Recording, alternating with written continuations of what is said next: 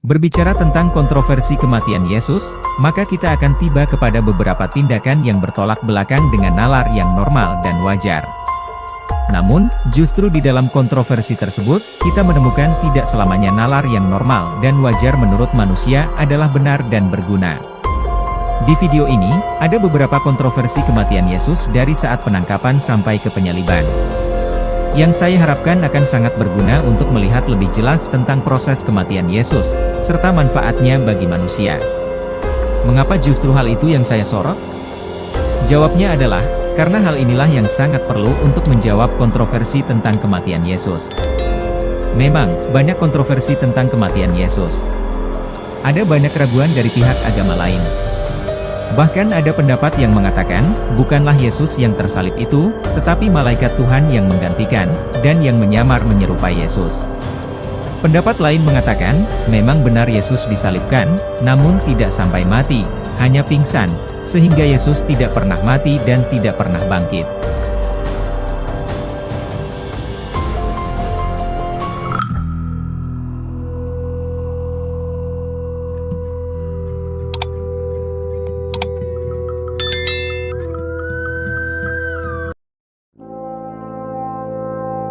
Agama yang kontroversial, atau agama yang berwajah ganda.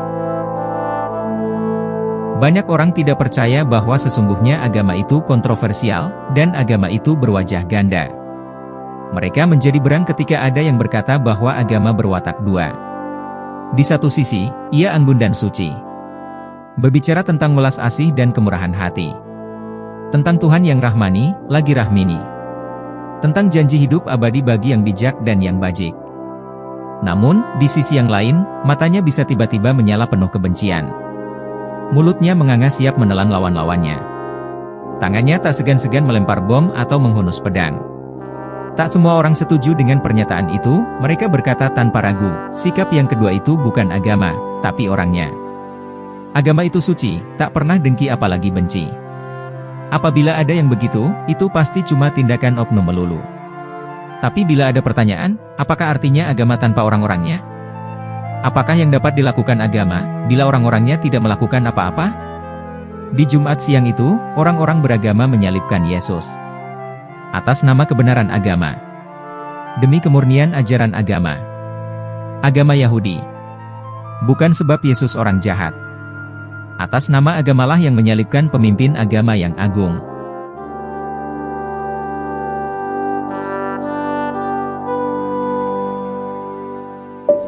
Pengadilan yang kontroversial.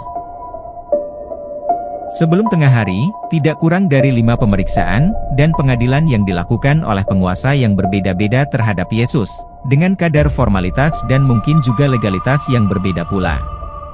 Dalam rentetan pemeriksaan yang rumit itu, hubungannya satu sama lain tidak selalu jelas. Namun, hasilnya pasti. Dan sebelum malam tiba Yesus sudah mati. Pemeriksaan pertama, Hanas. Pemeriksaan pertama dilakukan oleh Hanas, yang dijelaskan dalam Yohanes pasal 18, ayat 12-23. Hanas memegang jabatan Imam Agung yang telah lengser 15 tahun sebelum pengadilan Yesus. Ia digantikan oleh menantunya Kayafas, yang pada saat penangkapan Yesus masih memegang jabatan itu. Tetapi Hanas merupakan kepala keluarga Imam Agung, dengan kata lain, mertua dari Kayafas Imam Agung saat penangkapan Yesus, yang di mata banyak orang masih tetap dianggap Imam Agung yang sebenarnya. Kelihatannya Hanaslah dalang di balik usaha untuk membungkam Yesus, dan maklumlah untuk menolong menantunya Kayafas agar tidak kehilangan simpati atau kehilangan pengikut karena pengaruh Yesus. Tentunya Hanas tidak mempunyai kekuasaan resmi untuk mengadili Yesus. Oleh karena itu, Yesus dikirim ke Kayafas, Imam Agung yang diakui oleh pemerintah Roma serta ketua Sanhedrin. Pemeriksaan kedua, Sanhedrin. Dalam pandangan Yahudi, pemeriksaan oleh Sanhedrin merupakan pengadilan yang sebenarnya. Tentu pelanggaran yang menyangkut masalah keagamaan harus dibawa ke depan mahkamah agama tertinggi orang Yahudi. Kerumitan timbul dari hukum Yahudi sendiri, yang menentukan hukuman mati untuk beberapa pelanggaran agamawi yang berat, termasuk menghujat Allah. Itulah tuduhan yang dilontarkan kepada Yesus, sehingga Yesus pun harus dihukum mati. Kontroversialnya muncul ketika pelaksanaan hukuman mati. Yang berhak melakukan hukuman mati adalah wewenang tunggal penguasa dari Roma. Jadi, kalau hukuman mati dijatuhkan, terdakwa harus dibawa ke pengadilan Roma. Padahal hujatan bukan suatu tuduhan yang diterima untuk melaksanakan hukuman mati pada pengadilan di Roma, melainkan tindakan kriminal, misalnya pembunuhan, atau tindakan subversi, misalnya pemberontakan yang pantas diganjar dengan hukuman mati. Keadaan ini menyebabkan pengadilan terhadap Yesus menjadi kontroversi. Pemeriksaan ketiga dan keempat, Pilatus dan Antipas. Pilatus menerima utusan para pemimpin Yahudi untuk mengadukan dan menuntut Yesus dengan dakwaan menghujat Allah. Jalannya persidangan di sini tidak begitu jelas diketahui, namun yang pasti bahwa Pilatus bermaksud untuk menghalangi keinginan pihak Yahudi sehingga mengulur-ulur waktu. Oleh karena itu, pemimpin Yahudi mulai menceritakan gerakan revolusioner Yesus di Galilea. Menurut pemikiran mereka, bahwa Pilatus tidak akan merestui hukuman mati kepada Yesus atas dakwaan sebagai penghujat, maka mereka menambah dakwaan Yesus sebagai pemimpin nasionalis yang berbahaya.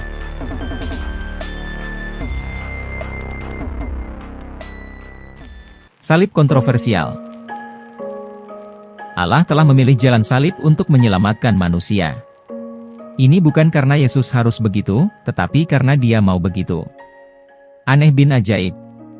Sebab, jalan salib sesungguhnya bertolak belakang dengan nalar yang normal dan wajar. Menurut jalan yang wajar, manusialah yang seharusnya membawa korban kepada Allah. Namun yang terjadi pada peristiwa salib, justru sebaliknya. Allah membawa korban bagi manusia. Menurut nalar yang wajar, orang lainlah yang dikorbankan untuk kepentingan diri sendiri. Namun yang terjadi pada peristiwa salib justru sebaliknya, yaitu Allah mengorbankan dirinya sendiri, demi keselamatan pihak lain. Mengapa harus disalib? Padahal Allah dengan mudah dapat memilih jalan lain. Jalanku bukanlah jalanmu, dan pemikiranku bukanlah pemikiranmu. Jangan coba-coba berspekulasi.